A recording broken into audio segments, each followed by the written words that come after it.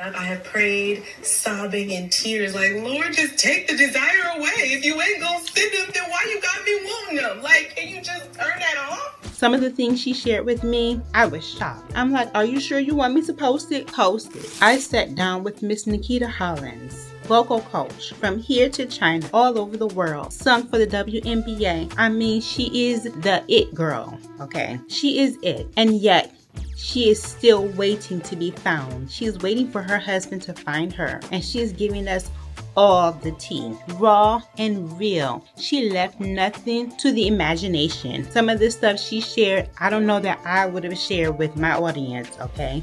Y'all, let's get into it.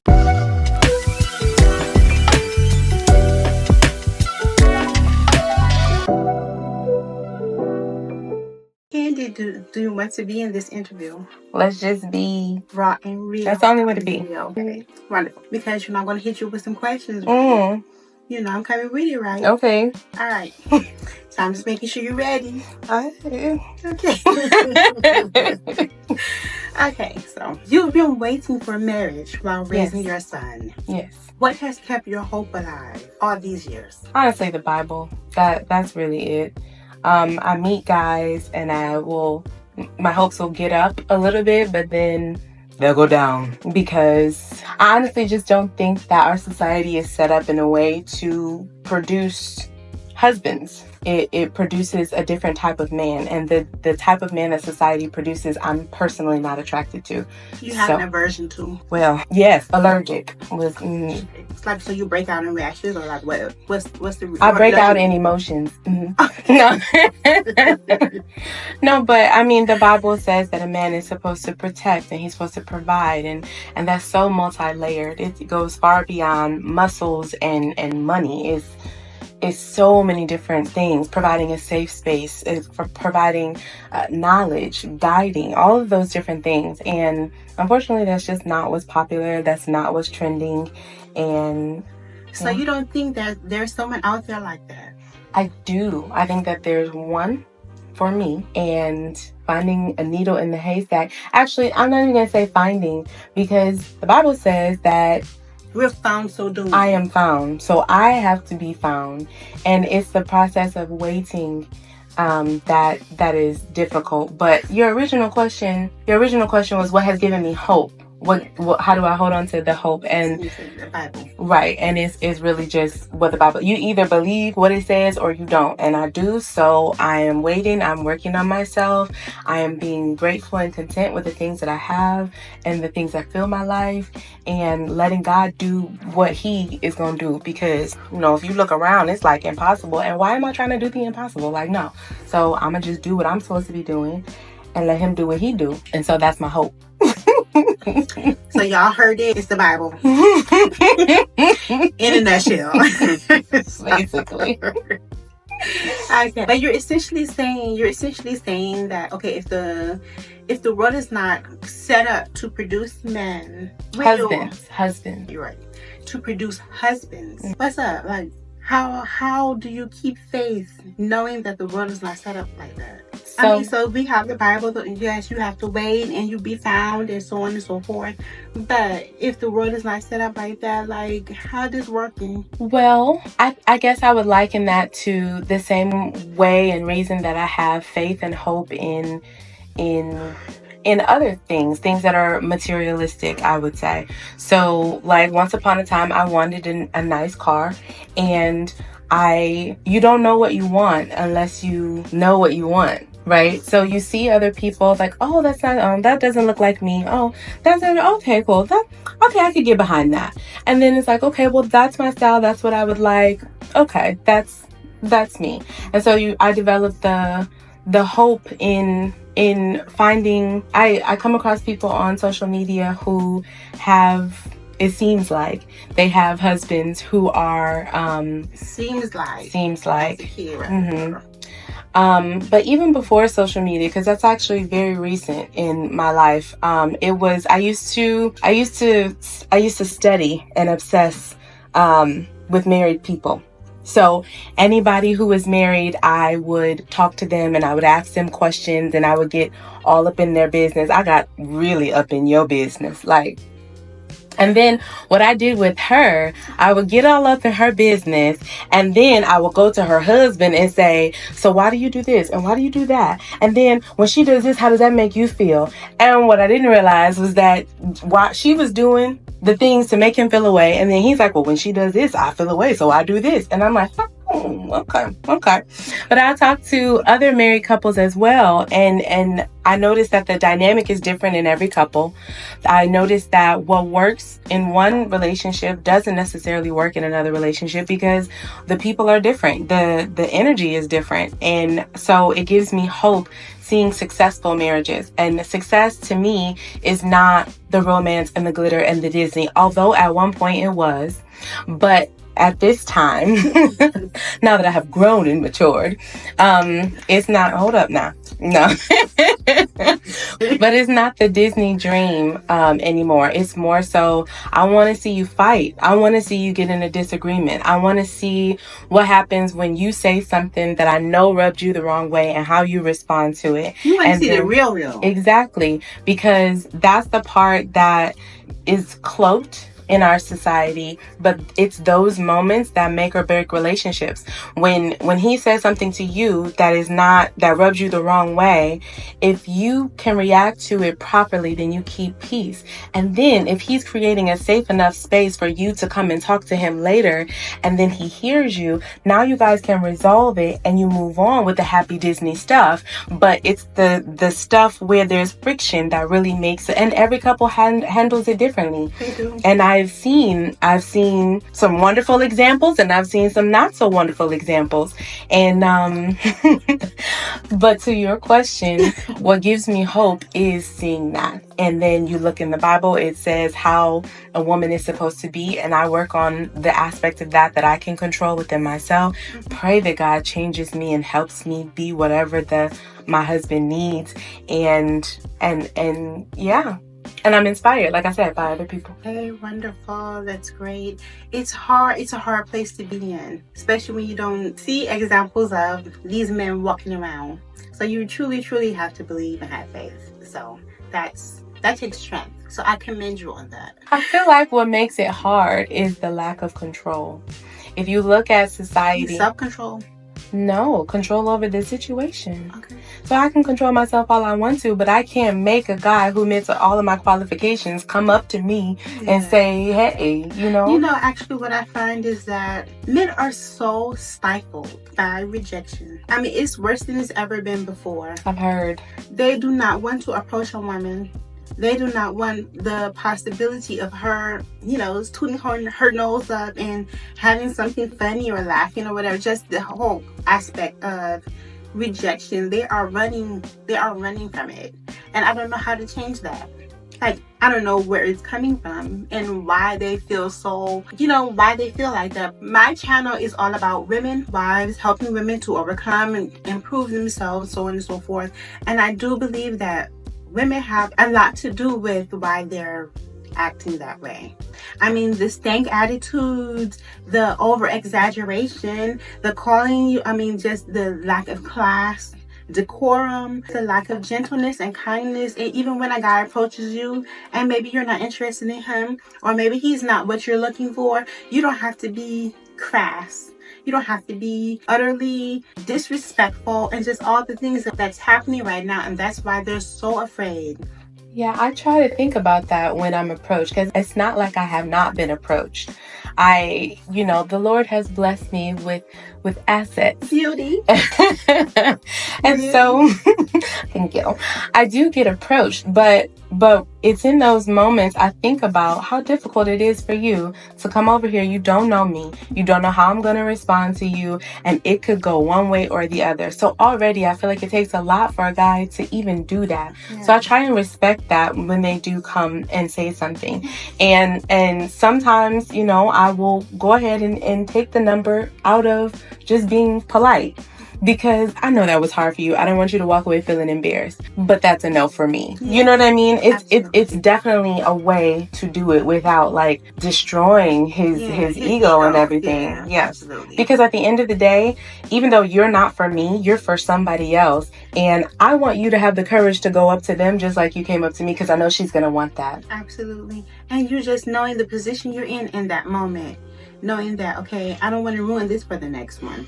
Like actually thinking about someone other than yourself. Yeah. We have to do that. But anyways, what have been the biggest challenges balancing the role of mother and father while raising your son? Ooh, I mean, in what regard? Anything. Teaching, rearing. I mean, you have a son, not a daughter. And so you have to be mom and dad. How do you balance being both of those roles? I actually think that the most difficult thing is finding the balance. Naturally, I am a nurturer because I'm a mom. Women are like that. But I think I got an extra dose. Like I have this thing about me where I want to help you. I want you to be comfortable. I want you to be happy and cozy. And I just feel really good. And just like life is great when you all. And it's been a struggle going against that, having to go against what I naturally am on a regular basis, because that is not good for him. Having someone to coddle you as you grow up into manhood, that's actually really detrimental. And I understand that. So constantly being aware of that, even though everything in me is screaming, too bad. You have to figure it out. Sorry. Yeah, I can imagine how that would be really, really hard. And I think the problem is that we can jump into a harsher role, but what does it do to our character? What does it do to us as women? We become harder in ways that we should not. And then in our relationships, our intimate relationships, that hardness that we have had to kind of build comes out in the wrong place. Yes, ma'am. Towards the wrong person. Yes, ma'am. At the wrong time. Hallelujah. You ain't preaching but a word right now. This is something that I have become aware of in recent years, and I have been working on and fine-tuning and finessing the ability to be stern and firm, but with a softness. That's hard. But in doing that and in practicing doing that, I feel like more like myself. But I also am not laying everything out and making life super comfortable and wonderful for him either. He has to step up and man up and do the different things that he needs to do. And I also don't want to tear him down. I don't want him to get used to, why you and then he's gonna expect that from his and subconsciously we gravitate towards our parents. Yeah. So I don't want him gravitating towards a woman who is constantly talking to him like, Not that kind of daughter-in-law. You don't want that kind of daughter-in-law. We don't want no parts of that. We don't want just no parts of none. So we just want her respectful and kind and all the wonderful, soft, gentle, all those things. So trying to be mindful of the example that I'm setting. And even though I have an objective, I have to meet this objective, I also have to, and that's where it comes back to your faith, because God has given me the strength that I need to be able to do what I'm doing while I'm doing it. So I don't have a husband. It's not like he don't know that. He know exactly what I'm working with and what I can handle and what I cannot.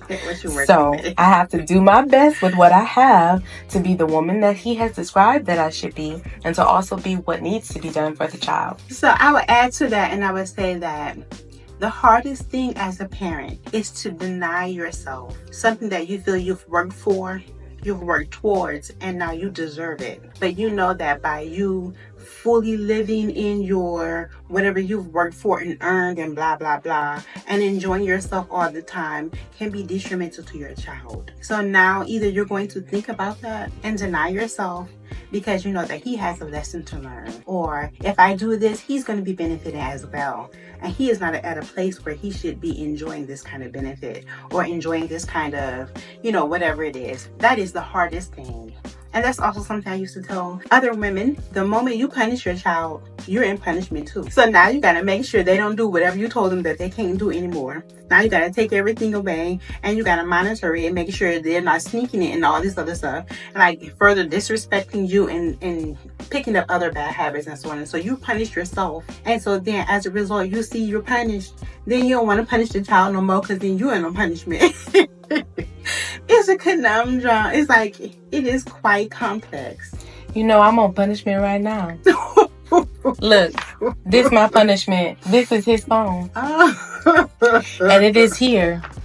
And so when he is going, because he's in his little college classes, and he's still in high school, by the way, but he goes to his class and he has to go to the different things or whatever. And I'm sitting here like, you're supposed to, Jarrell, why don't you just, you should set an alarm for, because he doesn't have his phone. He doesn't have his phone. So now you can't communicate like you need to. I can't. And you know that if you don't communicate, then it may not get or I'm trying to, you ask me for a ride, I come pick you up, and I'm like, I'm here. Where you at? And now you gotta wait for him. So it is definitely a punishment, but at the same time, I'm willing to go through it because I don't, the results of why I took the phone is worth the sacrifice for me. I don't want him to be stuck on it all the time. And with him not having access to it, he has to find ways to entertain himself, to stay on top of his responsibilities. All of these things is forcing a different part of his brain to work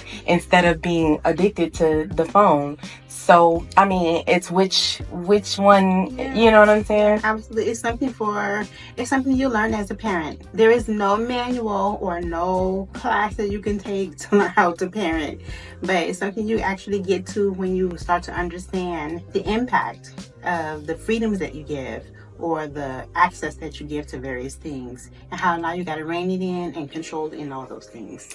I mean, kind of, sort of. I'ma just put that out. Is it okay if I put this out? You said it was gonna be raw, right? Okay. So this woman right here is not just a life coach, okay? She is a mom coach.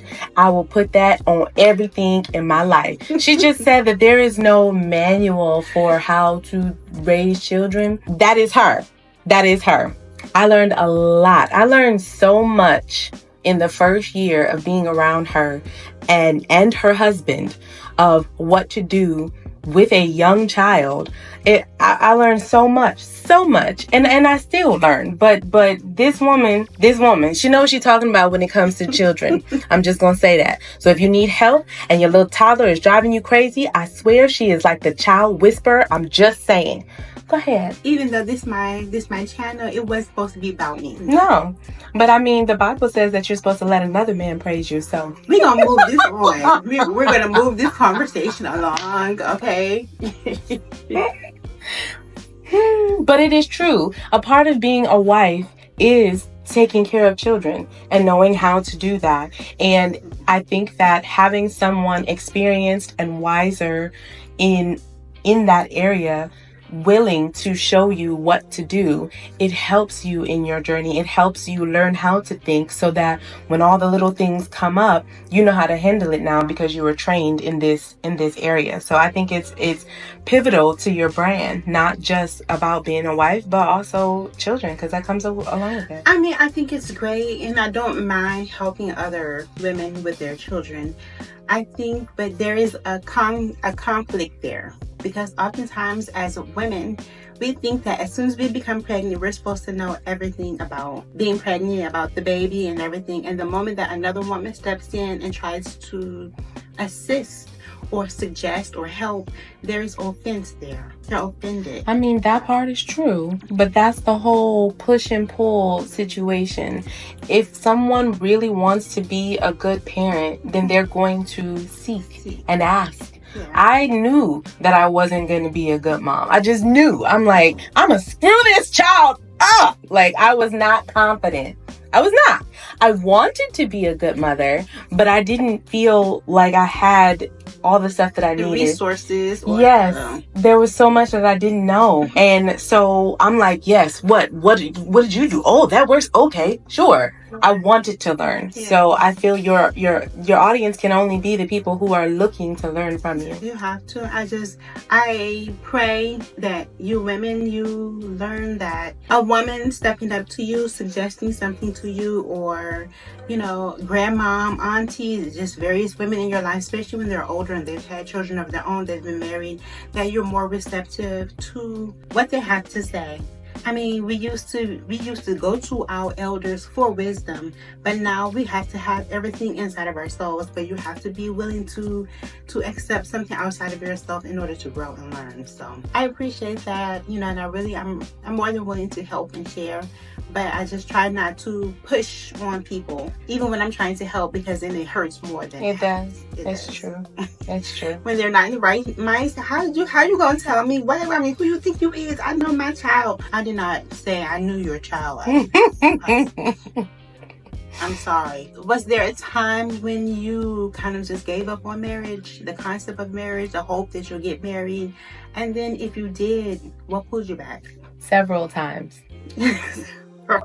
Several times I have given up. Like through the years? Yes. Year 3, year 5, year 7. Really, because you look around and everybody that you know is married, and it's like, what in the world is wrong with me? And it takes time to realize that it's not that something is wrong with me, it's just not my time. Mm-hmm. And it also may not be that it's not my time. It could not be my husband's time. He may need time to grow into what he needs to be for me, and that could be why I'm waiting more. But yeah, so I have definitely given up. I have prayed, sobbing in tears, like, Lord, just take the desire away. If you ain't gonna send them, then why you got me wanting them? Like, can you just turn that off? But what brings me back?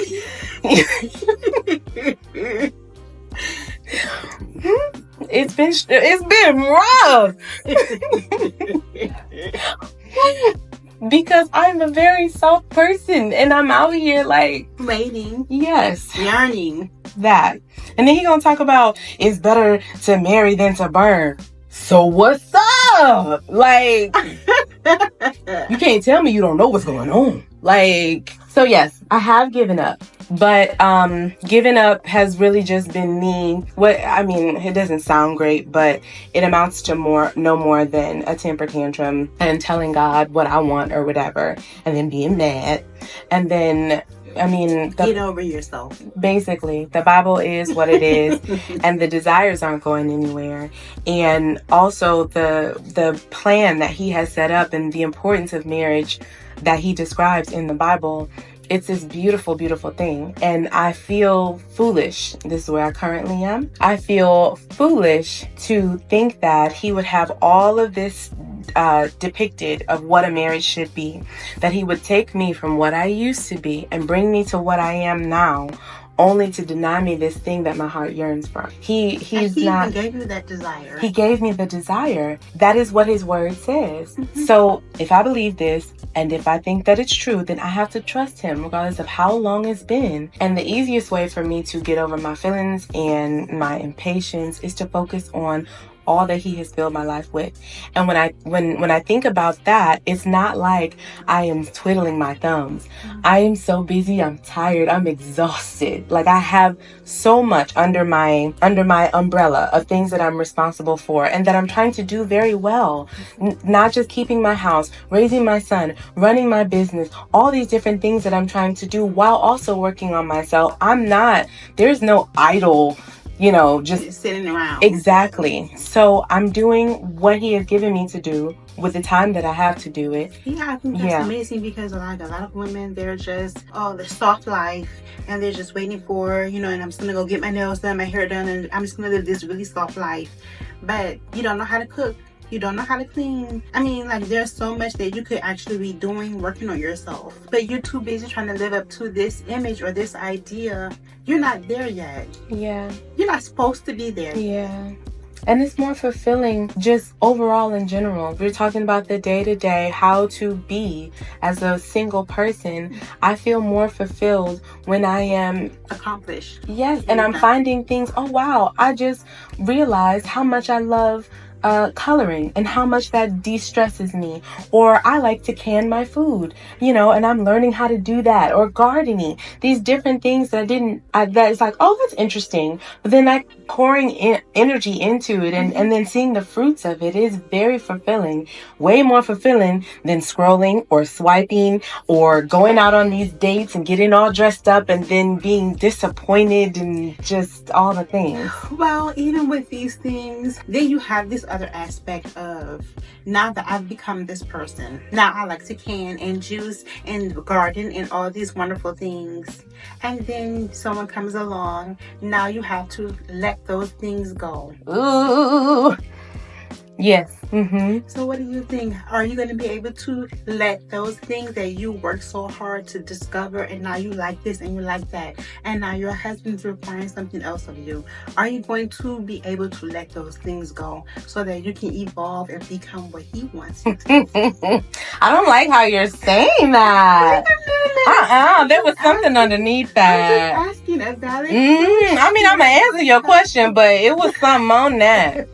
But, I think that is a valid point, and I actually think about that often. When I think about that, I am actually very grateful for the wise people who are in my life who have shown me the change that is needed.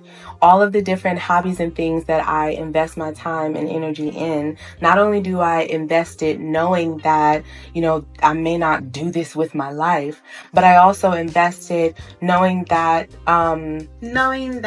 even though you're learning to do these things, you can put them down when you need to. Exactly. My identity, that's what I was going to say. My identity is not in these things that I'm doing. I'm just having fun right now. You're exploring, discovering. Exactly. But my identity and the thing that I'm holding on to for dear life is, what is my character? What does God think of me? And am I being a good mother? Those are like my top 3. And I don't think that any husband coming is going to change those things, especially now that my son he's old, he's going to college, you know? So that's kind of like tapering off. So then it's, what is my character and what does God think of me? And a husband who comes should enhance that desire of mine. And whatever hobbies I have, you know, maybe we can do them together. Maybe we can discover some new ones, because that's another aspect of it. I'm constantly in the process of discovering new things that I enjoy to do, which means my mind is open to newer things, which it wasn't before. It was like, oh, no, I don't do that. You know, that was more me.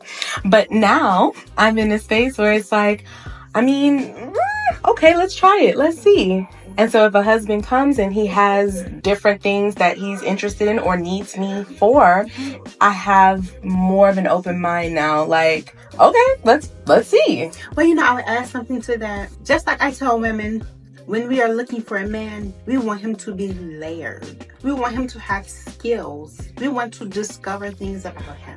We want him to be able to speak languages. We want him to have travel places. And we want him to, and then when he brings us into his world, he's going to introduce us to his different layers of himself. And when you're saying all of that, I'm just thinking of how, even as women, we need to be able to have some layers about us and not be so shallow and superficial and everything you see is right in front of you. Proverbs 31. That is the most layered woman. I'll be looking at her like... Layered. We have to become layered women. And you know, actually, just thinking back to our not so far past, women used to be able to do so much. Cooking from scratch, knitting, sewing, farming, taking care of the children, carrying things. We were layered women. We were not shallow and superficial. We were not just what you see. But we were deep. You know what that screams to me though? What? One, our upbringing and how we were raised, what our parents exposed us to at that time. But 2, the type of husbands that we married. You're not going to have a woman who's doing all these things and has her hand in all these different successful endeavors, and her husband is got a problem with it, or he doesn't want her to do it, or he only wants her after the Industrial Revolution, he only wants her to be at home cooking. And it's not that there's anything wrong with being at home cooking, but I feel like the way that things kind of fell apart with this whole man-woman dynamic is that the man somehow thinks that if she's doing something else, then that takes away from him, when it can complement, it can enhance what you both have. Working together as a team is not just her doing. It's a part of it. It's a huge part of it. It's but not it the goes. whole part It's of it. exactly. So him encouraging her in her endeavors, her encouraging him in his, never placing individual endeavors over the relationship. That I feel. Or competing with each other. Or competing. That is so. Yeah. I have seen too many in marriages. I've seen too many relationships where the woman is competing with the man, or the man feels like he has to compete with his wife. Like, but why though? I've actually said that before to people that I am trying to give an opportunity. It's like, I don't want to be the man here. You are the man. Mm-hmm. Go ahead and lead. Mm-hmm. But putting me in this position and then resenting me because of you're succeeding. Exactly. So it's like, if you want to be this, and I want you to be this, you have to rise to be this, so that I can be Not in my me role. fall down so that you can stay where you at. Yeah. I don't have a problem submitting to you. I don't have a problem letting you guide and lead. But you have to step in your role, and you have to walk in that. And I will support you, but you have to walk in your role. I would tell you something that I tell people all the time, and it's that the only person who work was cursed for was the man. Huh? Women, we can do very well. Thank you very much. we do very well in work and this and that because it wasn't cursed for us. Yeah. It's not difficult for us to find a job, to become employed, to make money, Start a business, all the things. Just so many different things, because it's just something that, it was not, you're going to certainly, it's go, do. But you know what I love about that? It's not difficult for us. It's not like, oh my goodness, the way that it is for a man. But it has enough of a struggle for us to truly understand an aspect of what he's going through, which will help us to support him that much more because we understand. But if we are in this mentality of, the 40s of you stay at home and you cook and you clean, how can I help you in your business if I don't know how to operate in one? How can I help us go to the next level financially, physically, all these different things if I'm just I don't know anything about it, That's for another topic in conversation. I mean, we could talk about it forever, but we're going to go a little deeper. Oh.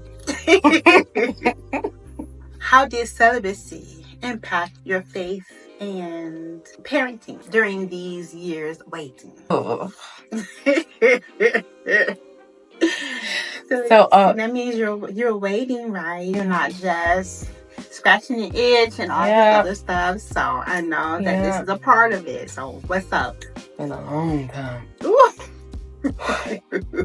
But what I am understanding now, I'm actually grateful. I'm actually very grateful that I did not give in at any of the times that I wanted to, because one, I want to be able, part of what keeps me going is that I want to be able to give this thing to my husband. This thing? What thing? This thing. Ooh, that thing, yes, ma'am. Okay, so we talk about this time. I got some ideas. I was making sure we're on the same page. Okay. Yes.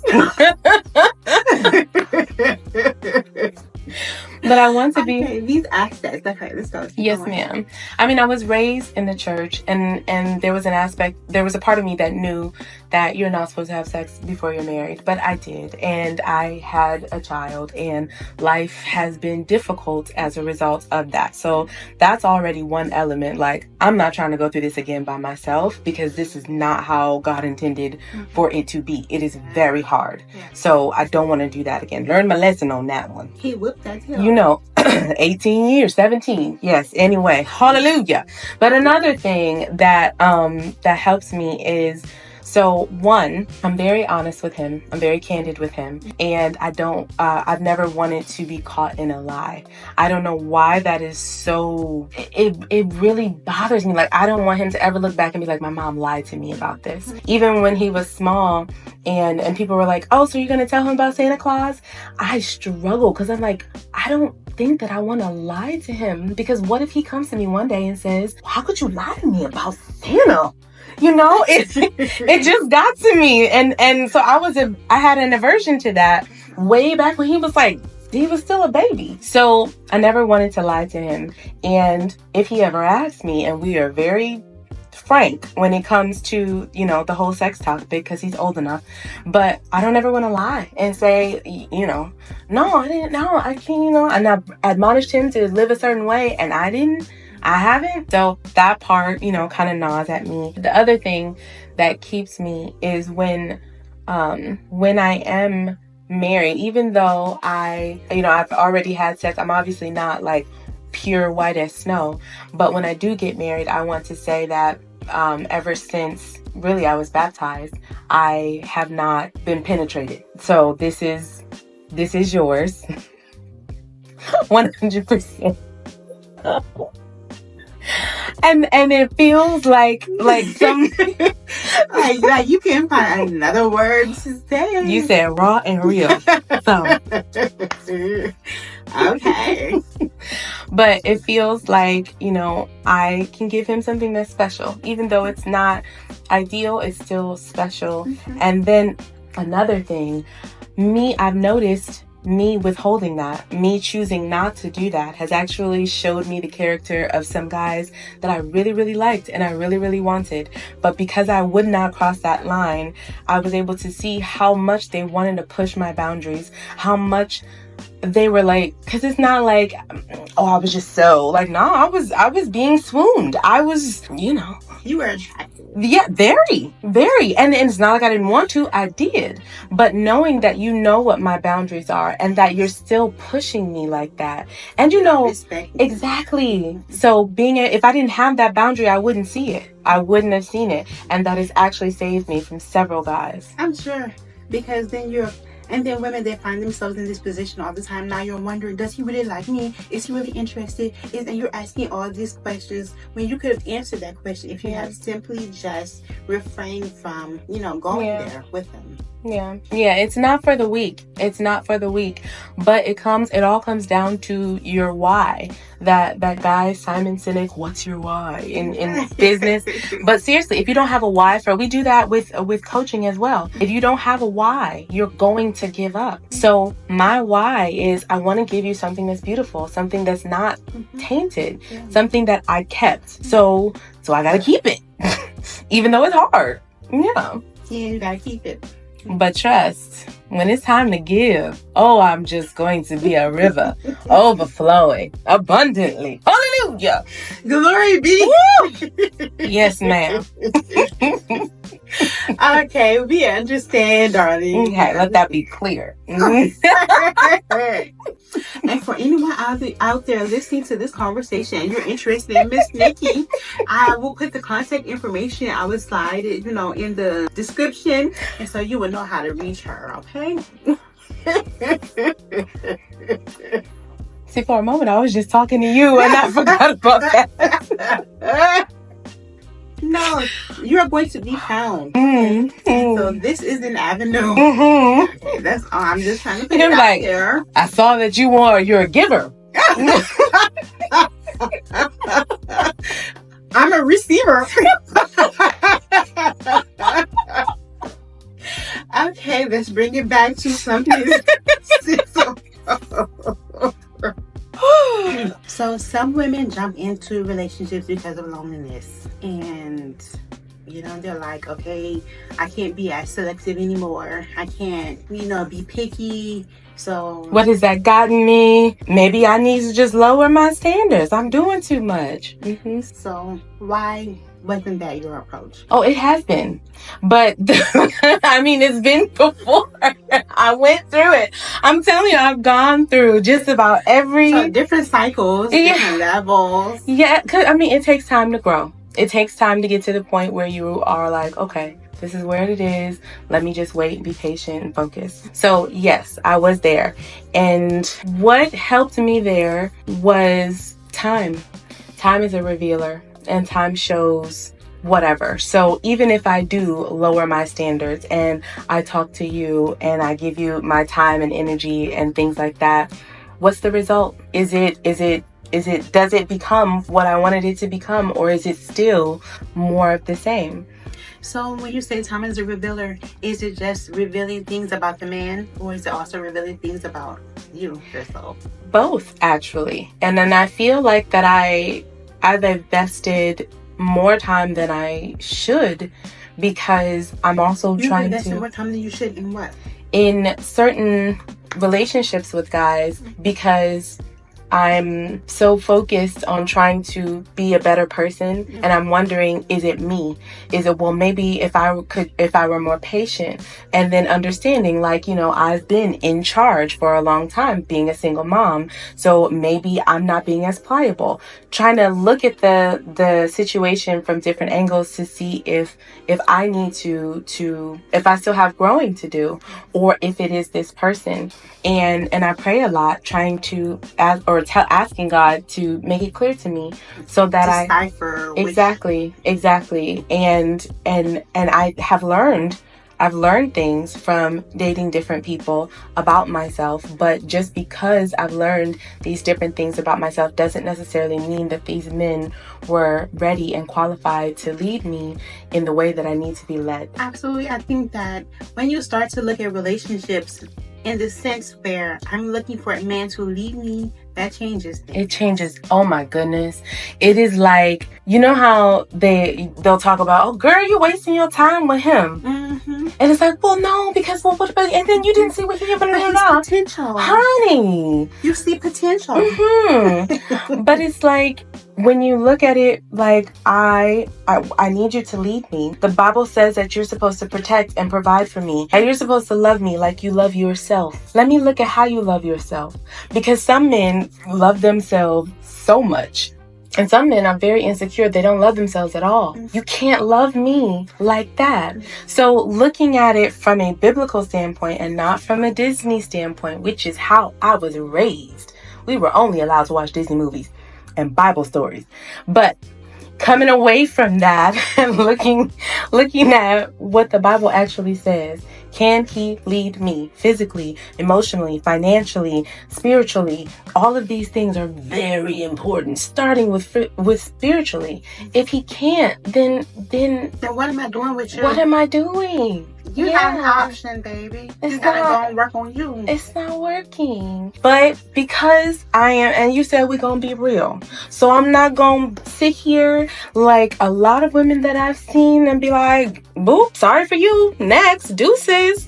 That's not been how I've been. I've been like, okay, well, I understand that you want to change, you want to be a different person, and I want to support that. And so I've been patient, trying to help the person and get there, right, become that, right. And then how has that worked out for you? I find myself in a position where time is a revealer, and I look at, okay, this is what I need. And then the other aspect that's really been sinking in lately is that fruits speak. So if you tell me 6 months ago, a year ago, that you want to do this, you want to do that, you're going to change this, you're going to do that, all of these things, and then we look at what has happened from this time until this time, and if nothing is different, if it's still just sweet words, you're not for real. And that's exactly how he's going to lead you. Exactly. And if women were really looking at these signs, these fruits, these symptoms, they would not find themselves in the situations that they're in, struggling. Yeah. Because now they can't get this man to do no more than get up. And if they can get him to do that. And it's hard. It's hard to look at things like this when you are a sensitive and emotional person. And you've been waiting and you desire so much and you just want it to be over. Yes, and you're empathetic. You understand that it's hard for you. Making a change as a human and becoming a better person is difficult. It is. But if you can do it, that means he can do it. That is very true. Again, why time is a revealer. Because it helps helps me to fight the emotions and the feelings that I have that don't align with basic fact. 1 + 1 is always 2. And if I have been patient and empathetic and kind and given all this time for you to do what you say you're going to do, and you have not kept your word, all of this speaks to who you are. It also speaks to what you think of yourself and where this relationship is going to go. This is what it's going to be, especially if it's been this for an extended period of time. And you're much older now. You're not in your 20s anymore. We're getting older. So if you're stuck like this in your 30s or possibly your 40s, how can I expect you to be anything different once we get married? Yeah. That's crazy. But you know, and this is just me being honest, I've had the thought. You're gonna leave my hand hanging down. You've been reaching for me. I'm listening. Yes. Let's tell me about it, girl. But I've had the thought, like, you know, I am older and it's not like, what if, because we're here to love people. That is why God put us on this earth, to love people. And I think about where I am right now. And honestly, if it were not for you're a huge part of this. And I know you don't want me to talk about you too much, but I need to talk about wife coach. Okay. Wife coach, yes. Mommy coach, mommy whisper, I don't know. You said, okay, cool. Yeah. But if it had not been for you taking the time and pouring into me what I didn't even think I was at that time, then there's no way on God's green earth that I ever would be sitting here right now. It is not possible. The things that you saw in me, I didn't see, nor did I believe. And if you didn't push for it, if you didn't encourage, if you didn't help me figure out how to make a dream come true, I wouldn't have had the thought that I could do something like that. And so because I know that somebody else did that for me, and that was the catalyst, yes, for me going to the next level and then getting my own ball rolling, like, how could I not be that for somebody else? What if God is trying to use me to have someone else be that? Exactly. Right. So that's and this is just me being honest, that's been a struggle that I've had when dating certain people, like, especially if they're like passionate about me, like, no, you're it, like, I want you. And it's like, okay, but you're not quite it right now. Yeah. And then it's like, well, am I being selfish? Am I just looking out for myself? No, absolutely not. It's different. And I understand where you're coming from. Yes, you are supposed to be that to a man. So you're going to be his support system, his cheerleader, his, whatever he needs you to be in that moment, you're going to be that. Absolutely. But he has to come with some bare minimums. If he doesn't have those bare minimums and he's not willing to gain those bare minimums, he's not willing to do what it takes, and you see that, you're going to be investing. You're never going to stop. You're going to deplete yourself. You're going to become empty, an empty vessel, still giving. And he's never going to be there because he already showed you he's not going to do it. Yeah. So while you can and you will do that for your spouse, I do that for my husband. I am his biggest support, his biggest cheerleader. No one can do more for my husband than I do for him. You understand? I truly believe that. But you got to wait for a person deserving of it. I mean, it's not even just, oh, he did this or he deserved it. No, he shows you that he deserves it by showing you that he's willing to make the changes. He's willing to, okay, you need me to do that? I'm on it, bet. Because if he truly sees you as the one, then he needs to level up to meet that. Yeah. Absolutely. So no, you're not. No, you have to preserve. You have to maintain that nurture, that kindness, that empathy, all of that for the right one. Because everybody coming by, they need it. All men need nurturing. They need a mommy replacement.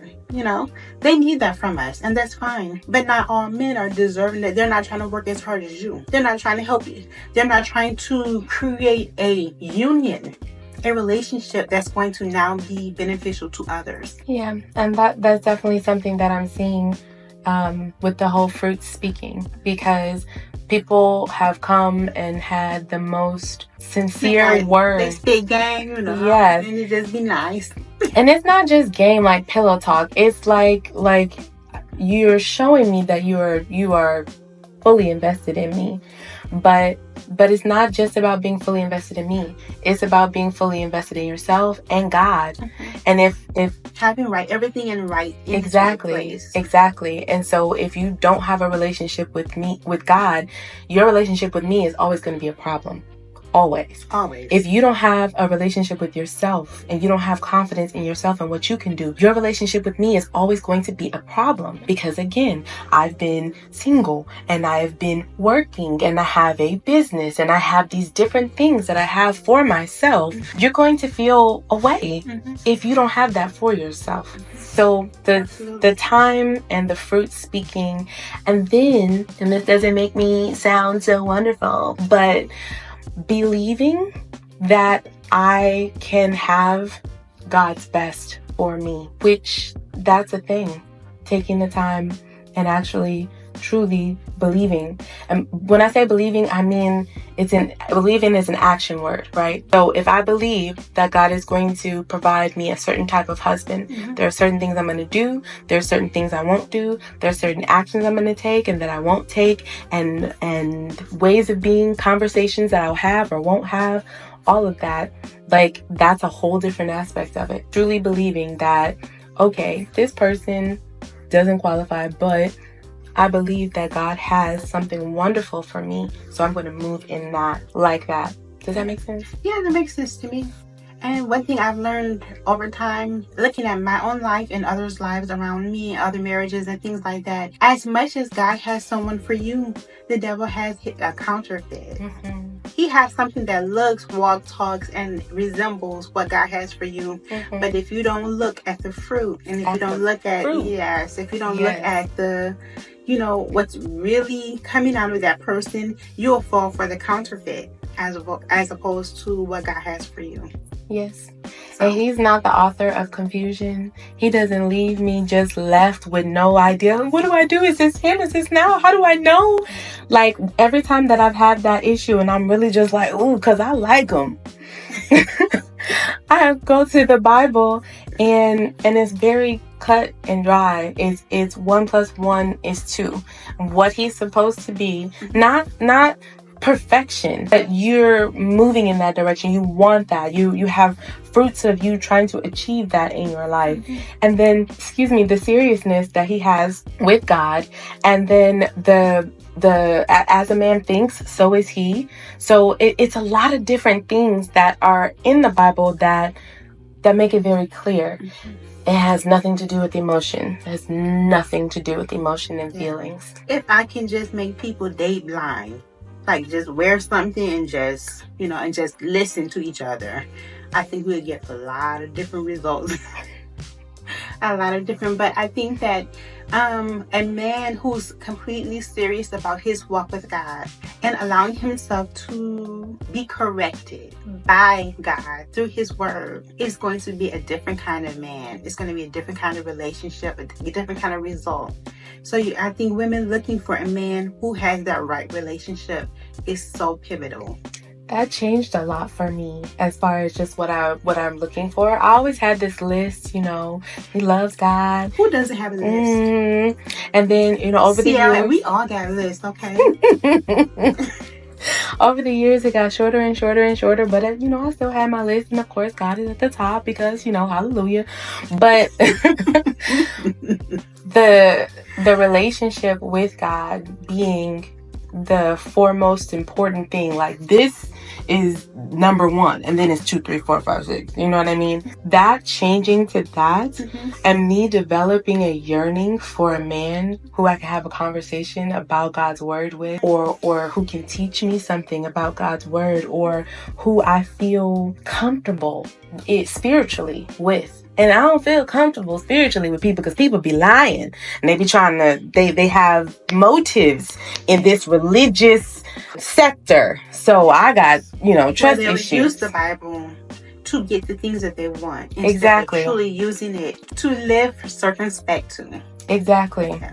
But then imagining, because the Bible says, my sheep know me by my voice. So hearing my Father's word, who I've developed this closeness to him that I never thought I could have, and hearing that out of the lips of a man, When I allow... She just told y'all what works for her. Okay, I'm giving y'all all the tools, all the keys. I'm putting it down in the description.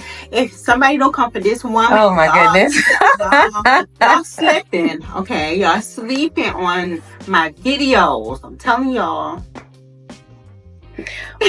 But I was saying, when I allow myself to, instead of fantasizing about, the wedding or the house we'll live in or the activities we'll do, fantasizing about Bible study together, what keeping the Sabbath together is going to be like, what it's going to be like when I'm frustrated and I'm annoyed and he comes to me with the word.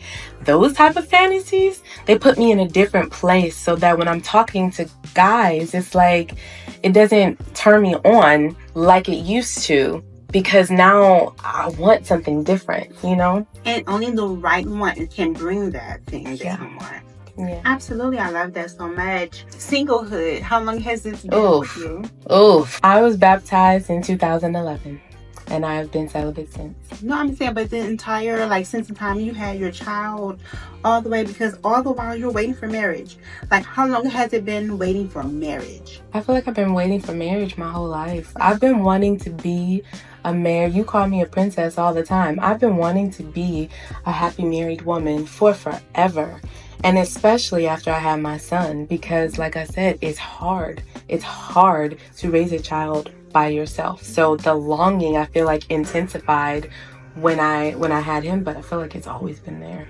Yeah, so at least 17 years. Minimum. Yeah. Okay. And what do you feel you had to unlearn about love? To unlearn about marriage? What did you feel that this period was necessary for? Now that you have a little bit of history, you can look back a little bit, you can see where you came from, you can see where you are today, you can see where you're really ready, even though you wanted it. Were you ready? What did you have to unlearn and then understand about marriage? Well, I've heard someone wise say a Greco-Roman myth of love, and I feel like that has been my biggest obstacle.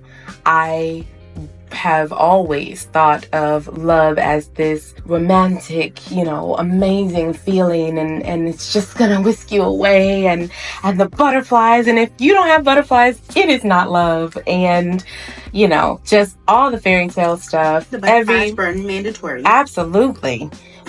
Yes. You think of every romantic comedy you've ever seen, that is what I've always wanted and longed for. And to be honest, those relationships were the most depressing. I learned. What do you mean those relationships? The relationships where you had those butterfly feelings and all that? Yeah. Okay. Because the feelings only last for a time. And when the feelings are gone, you start to see who the person really is, and a lot of very much. Not at all. Most times. And it's like what we were saying before. If you go into it thinking about the things that are most important to you, and not that God has been the most important thing forever, let's be real, that you even had to grow in. I had to grow in. So that's another thing that's happened over this period.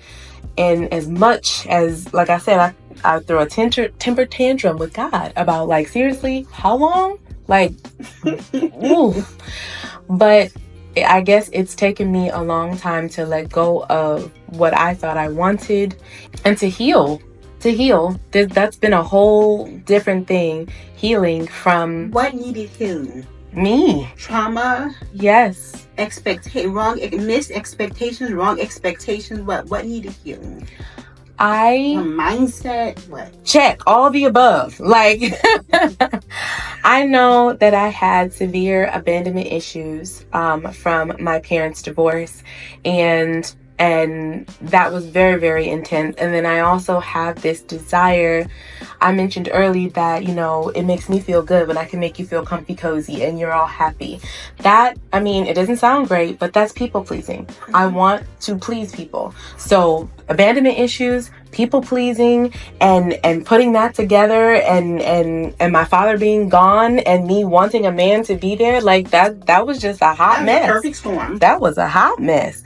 But it needed time to heal. I needed time.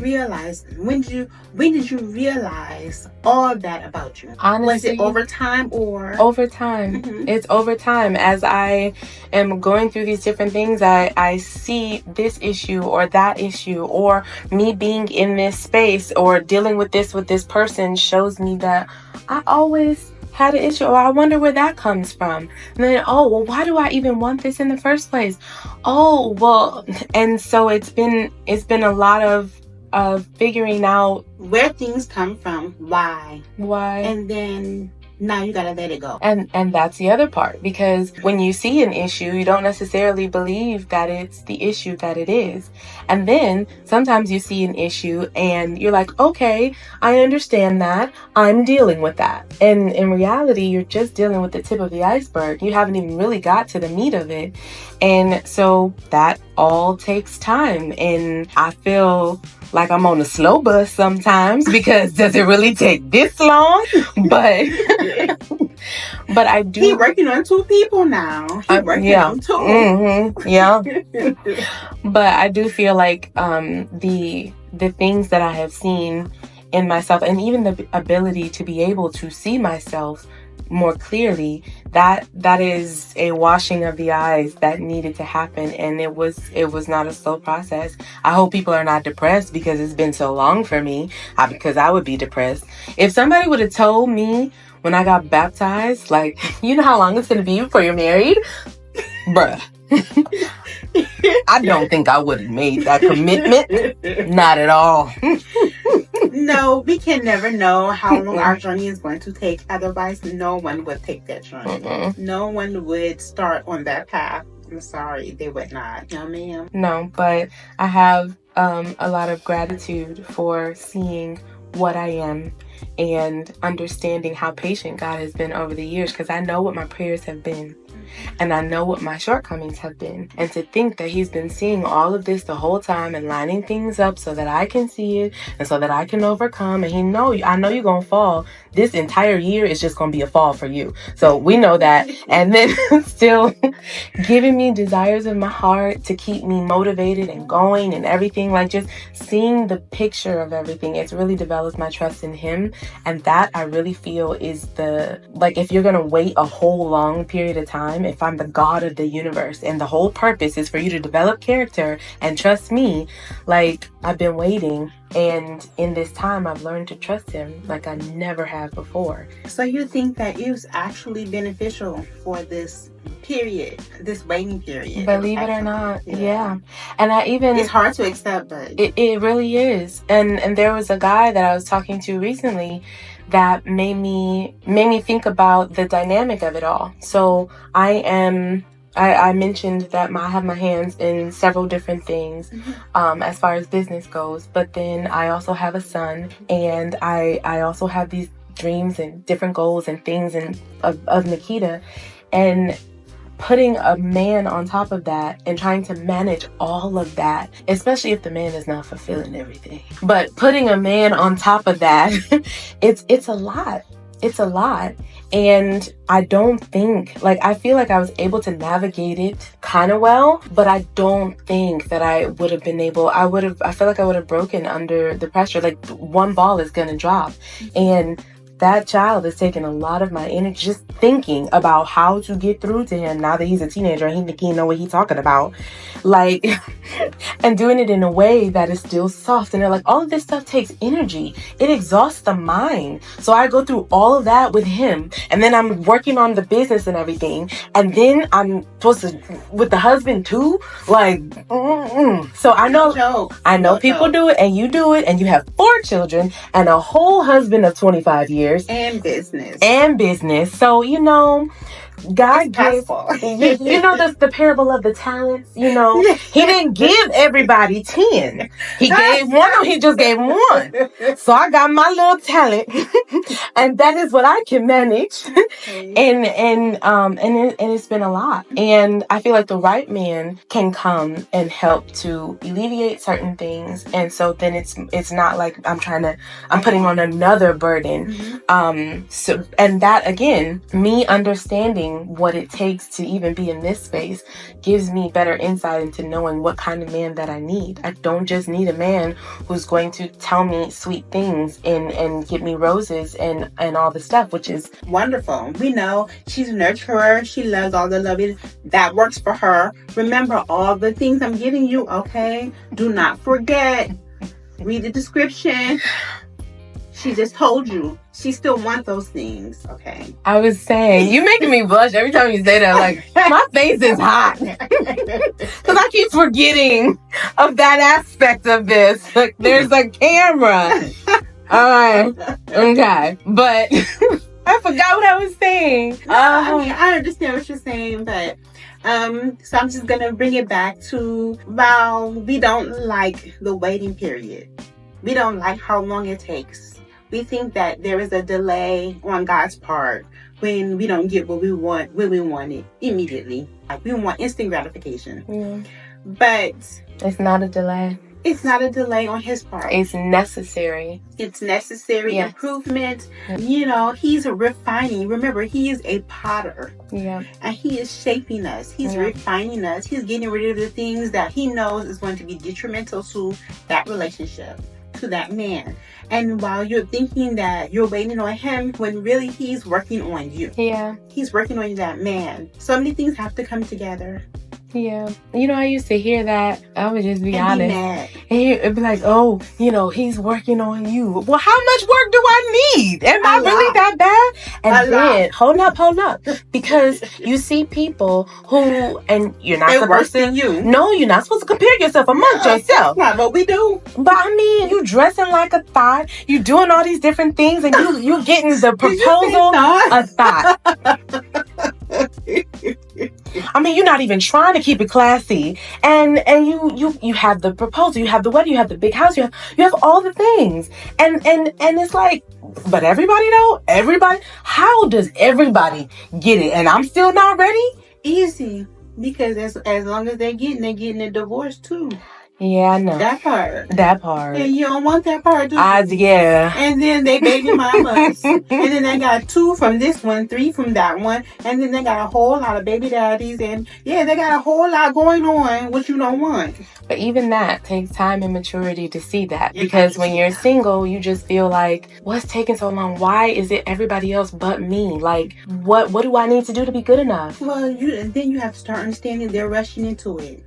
I don't want to be lonely anymore. At least I have somebody. At least I have something. Yeah. And then they start crying about what they got. You can't have your cake and eat it too. You can't. When you begin to understand that it's actually you that he's working on, or he's working on making it the best it possibly can be.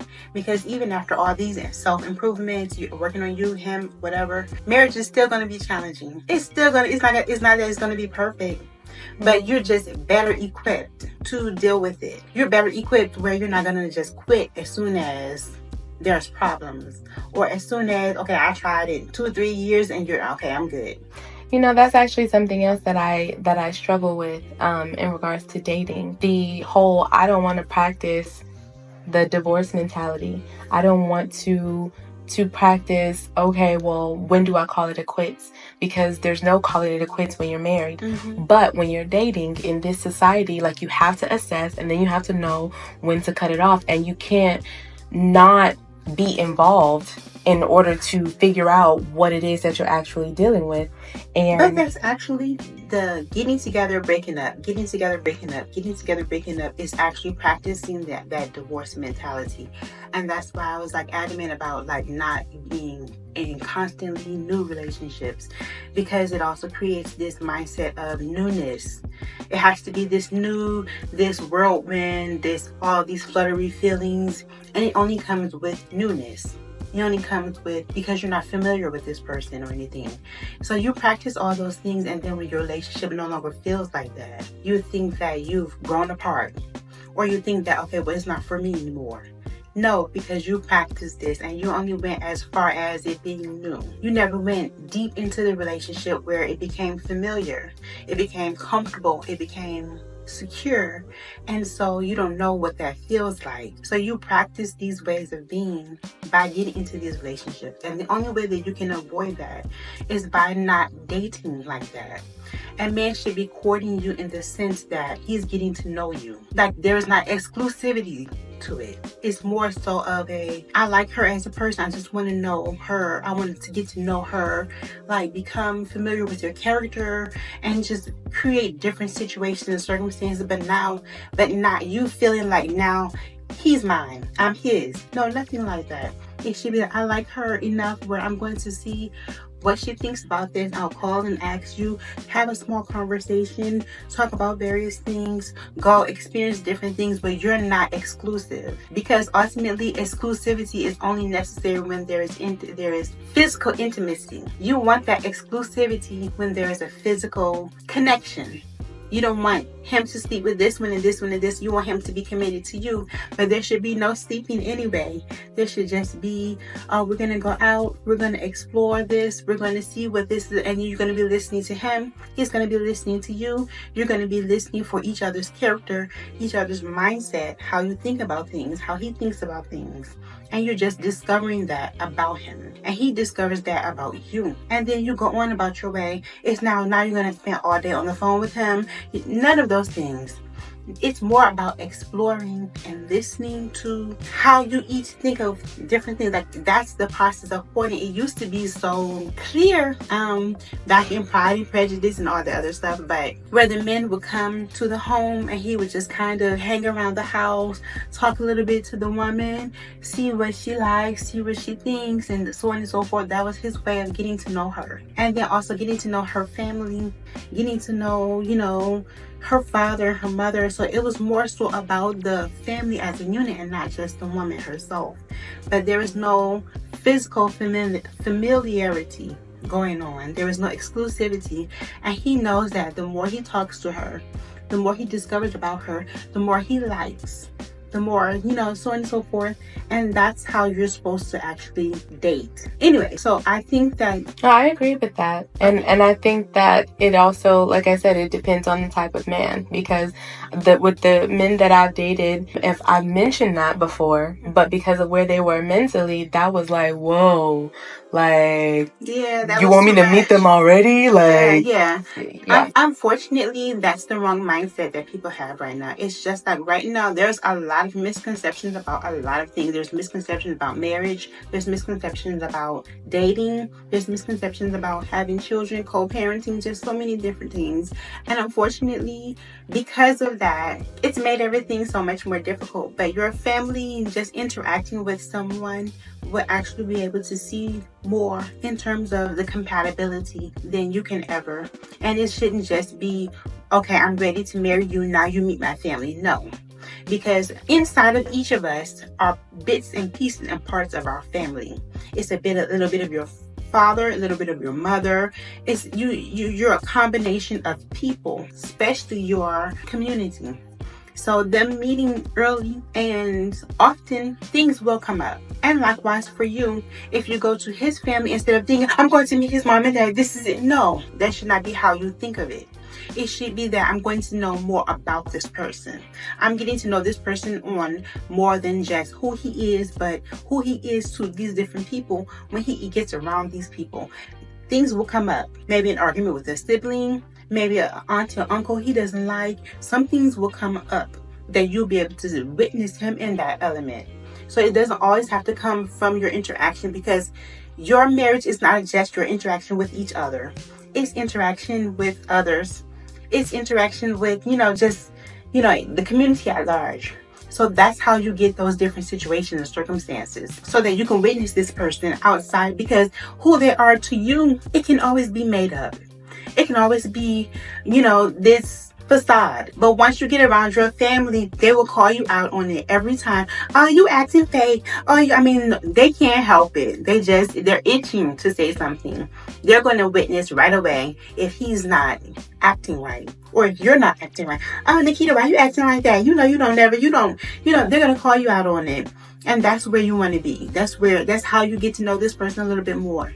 And then, and so you break up. And that's why you don't want to get together. Now I like his mother, I like his sister, or whatever. And I have to let them go. You weren't supposed to be together like that anyway. You were supposed to just get to know them. And so even if you kept in touch with the mother, the sister, it shouldn't even be a problem because you were never together like that. Does that make sense? It makes sense. But what? In order for you to realistically apply that, you would have to not have emotions or expectations. And I feel like after being single as long as I have and being at my age with the desires that I have, it's unrealistic for me to spend time with any man because my schedule is busy. So I'm setting time aside to spend with you or your family or anything like that. It just feels unrealistic for me to not have feelings or to not have that hope or expectation or anything. What you're saying makes sense. It feels more idealistic than real. That's living life according to the Bible. It feels idealistic. It feels unreal. It feels impossible, actually, to ask you to be single this long and work on yourself all this time. It doesn't seem real. It's not what people do. People, they date, they go out, they try their hand, they try this and that or whatever. That's what they do. But how has that worked out for them? I can't tell you, why it should work that way. I just know that that's how it works. And personally, people spend too much time trying to to make sure they know everything. But it's just like we were talking. If you knew that you were going to take 17 years before you got married, and not that I'm saying that you're going to get married next year, and we don't know how much longer you still have yet to wait.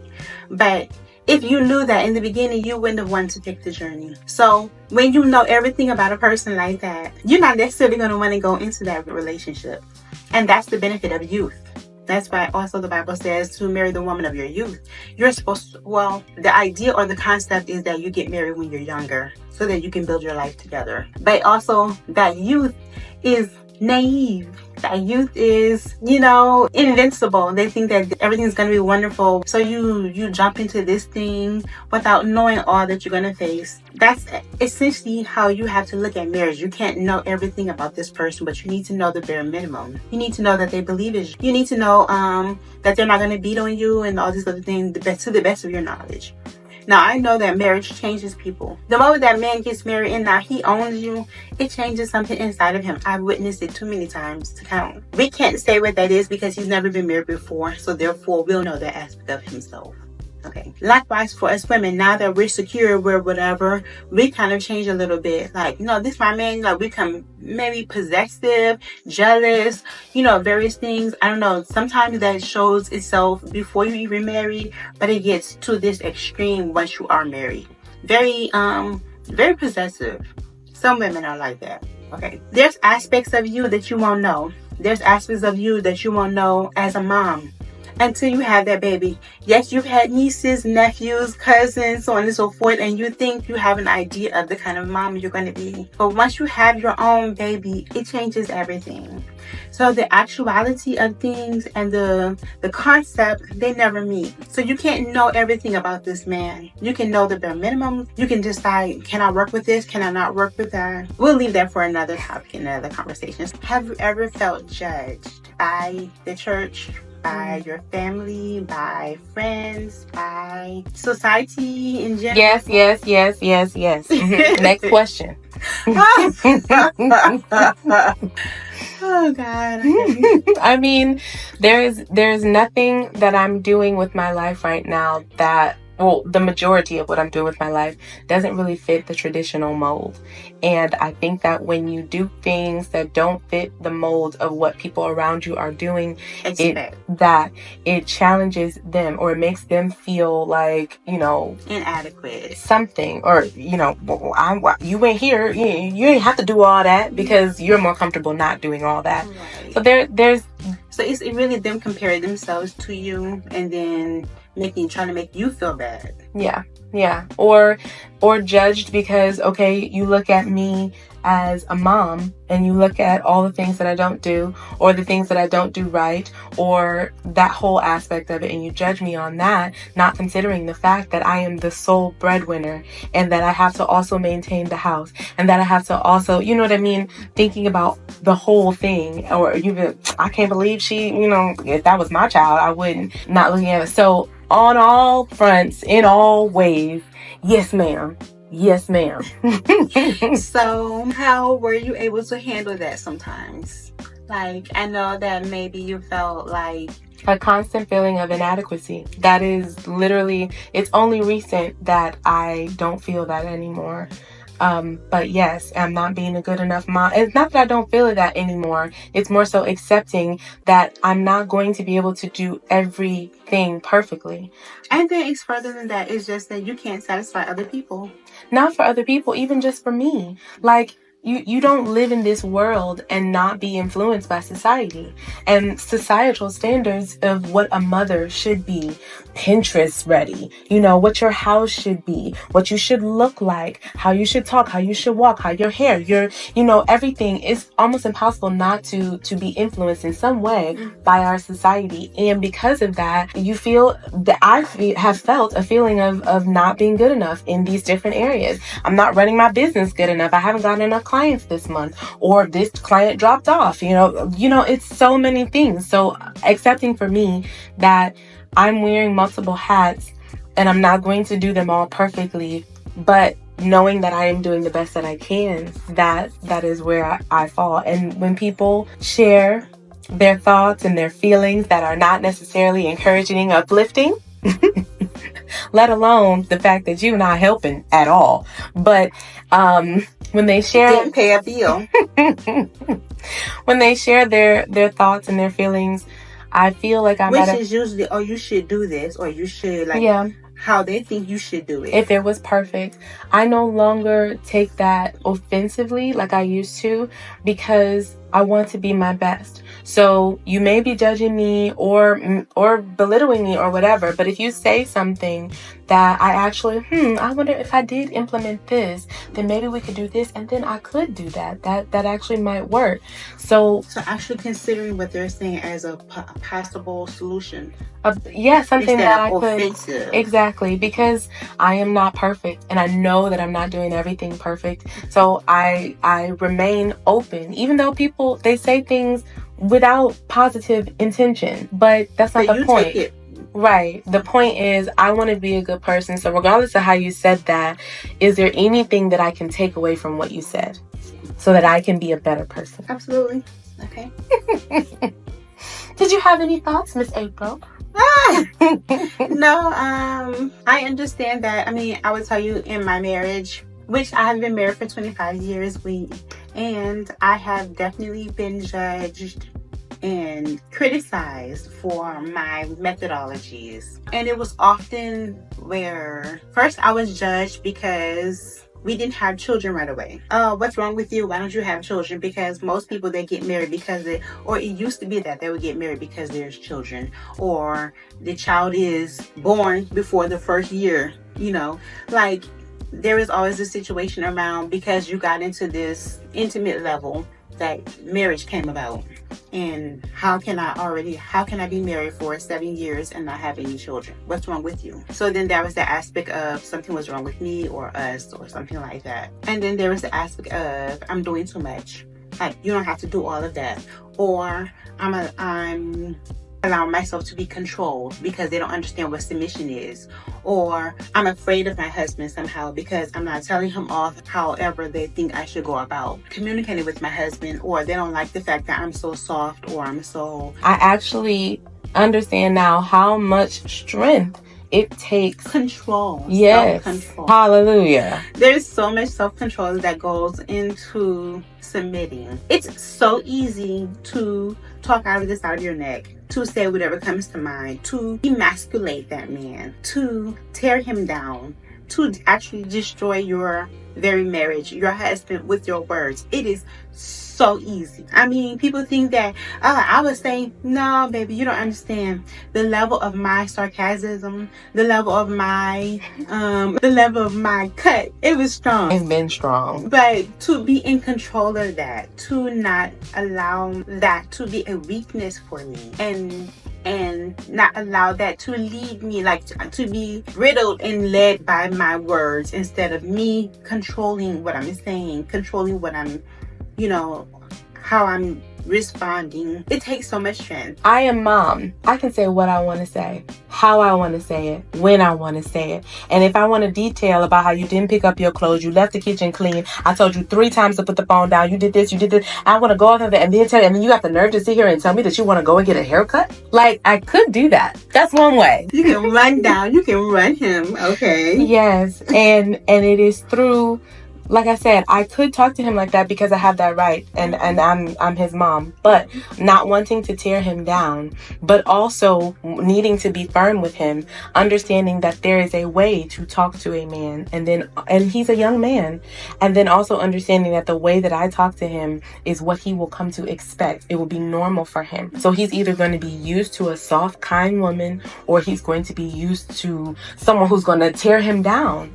And men don't like being torn down. They don't like when you tell them everything that's wrong with them, especially my son. And for some reason, the men who have been in my life, the men that I care about in my life, they don't want to hear all that's wrong with them. They don't want to hear that. You save it. Amen. Who knows? You know what's wrong with them? Oh, shut up.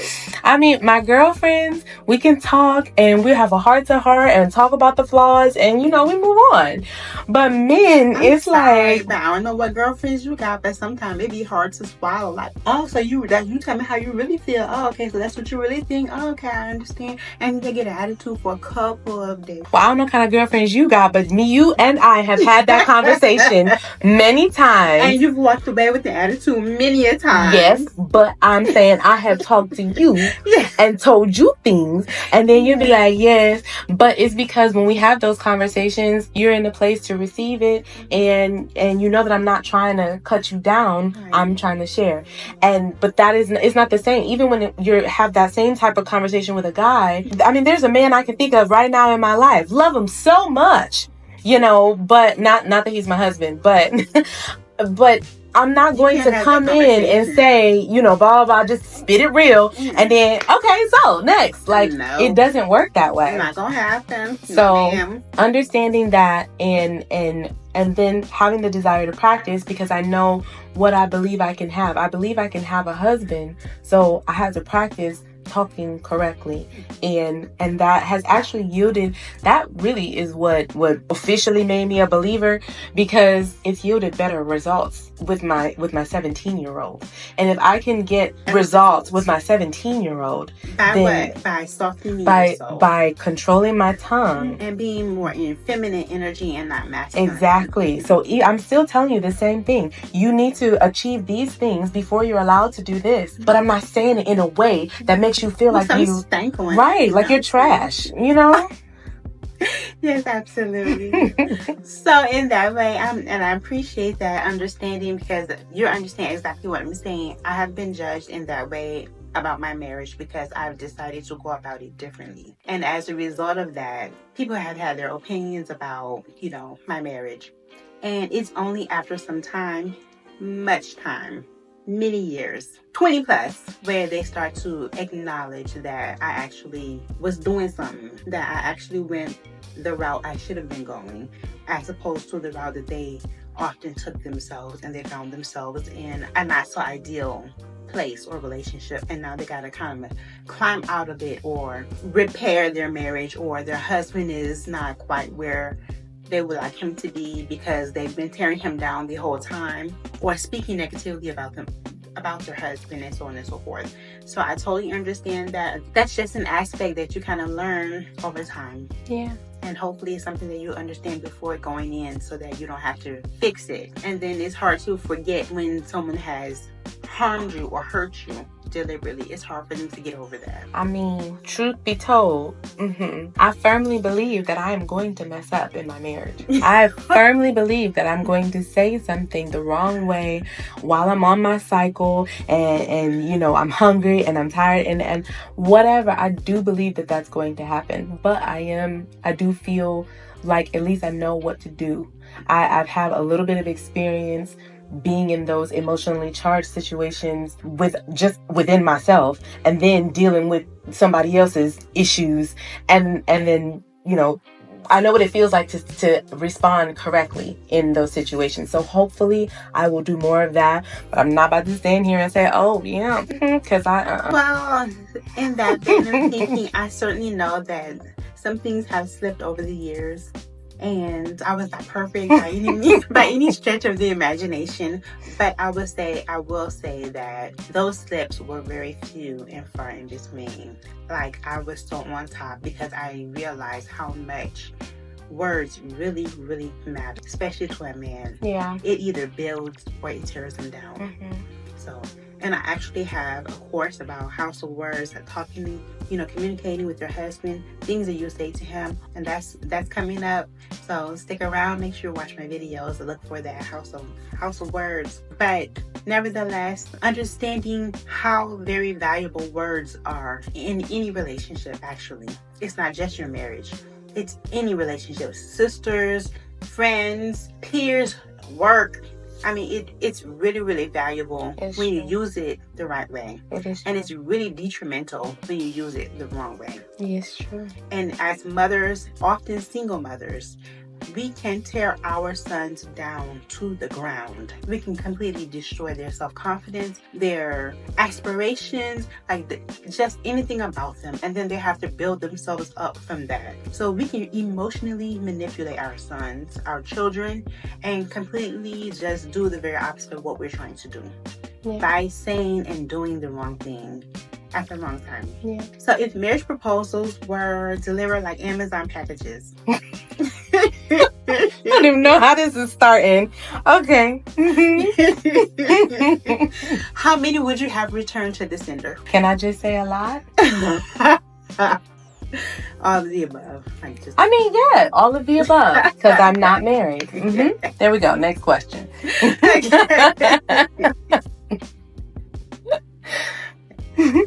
On a scale from chill to red carpet ready, how ready are you for your husband if he appeared? Right. From chill, you just chill, to red carpet ready. So we'll say that chill is a 1 and red carpet is a 10. I would say that I'm like a 7.5, maybe 8. There are still things that I'm working on, and especially when I feel tired and overwhelmed, I see things slack and it's like, come on. But and then there's aspects of just who I am that need improvement. So I know, there's that. But at the same time, like I said, I know and I appreciate the growth that I've had over, all this time. And I do feel like I used to feel like, oh my goodness. Well, I used to feel like I'm ready. Like, hey, let's go. But I'm gonna be a great wife. He's gonna be lucky. And then I went from that to like, yeah, right. Ain't nobody doing all that. That's not. I wanted to be married. No. No, ma'am. And so now, now I'm kind of like, I really want it. I definitely want to do well at it. And I understand that the only way that it's going to be successful is if my relationship with God is strong. And so that is where I'm investing my time and energy. If your love life or your marriage was a movie title, what would it be and who would it star? Oh my goodness. It's a movie title. What would the title be and who would it star? Is it a documentary or is it a movie? Because if it's a movie, it's going to be like Michael B. Jordan or something like that. But if it's a documentary... Michael B. Jordan, really? He has a nice face. Face? Yeah. I have no opinion on that. None whatsoever. It's inconsequential to me. But anyway, I was talking to one of my... I'm sorry, but wait a minute. What happened to Idris? So I was talking to my friend, and she's Chinese, and she asked me this question, and she's legitimately asking, because she's like, I'm not going to say that I know everything about black men, and she has her own taste in regards to black men. So she was like, who's a celebrity that you like? And I was like, I couldn't think of one where it was like, he's hot. Right. And I was like, I don't know, maybe 50 Cent? I don't know. I don't know. But I say that because I'm not swayed by the physical. It's not even, like, on a scale of 1 to 10, it's not even a 5. It's much lower. It's the way that I'm treated. It's the way that I'm talked to. It's the interaction and everything. So let me interrupt. Remember, I told you she has given us a clear list. Okay. And so now she's saying that you don't even have to be like beautiful. I mean, you have to take care of yourself and everything. But she's saying that you got an opportunity here, okay? If you treat her well, you believe as she does, and so, like, watch the video, okay? Check the description. She just told you another clue. This is supposed to be an interview, not an ad. It's feeling like an ad. I'm just taking the opportunity to lay all the requirements. The requirements. Okay. You got people with 1, 2 tongue out. You said it didn't matter.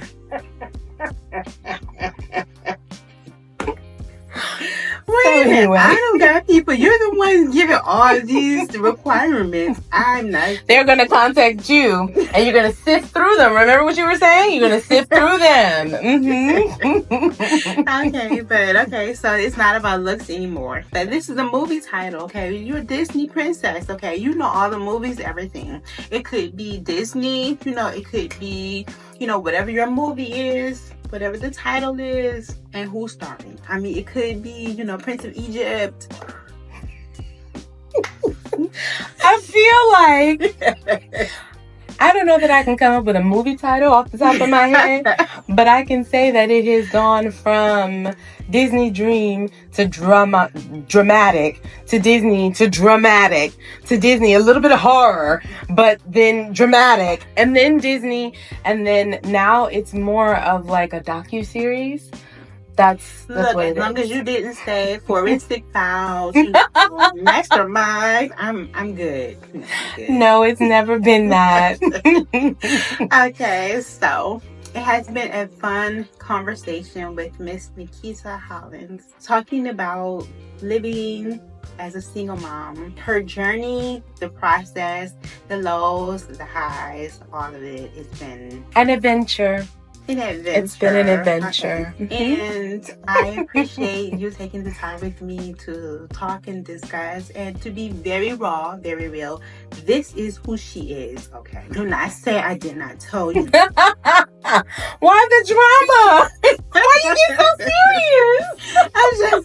Because I know you guys don't want to approach people, but I'm just telling you, okay? Thank you for having me. Yes, of course. I hope you guys were able to learn a lot from this conversation, maybe recognize yourself in some of these situations, and that you continue to watch these videos to see how it can help your marriage or your future marriage, and then as far as you, that you also can find something better for yourself if you just be patient and wait and look for the right clues and so on and so forth. Ladies, I don't know. She said it. I didn't write it. I'm just delivering it, okay? I hope you enjoyed the interview, and I look forward to seeing you in the next video. Bye-bye now.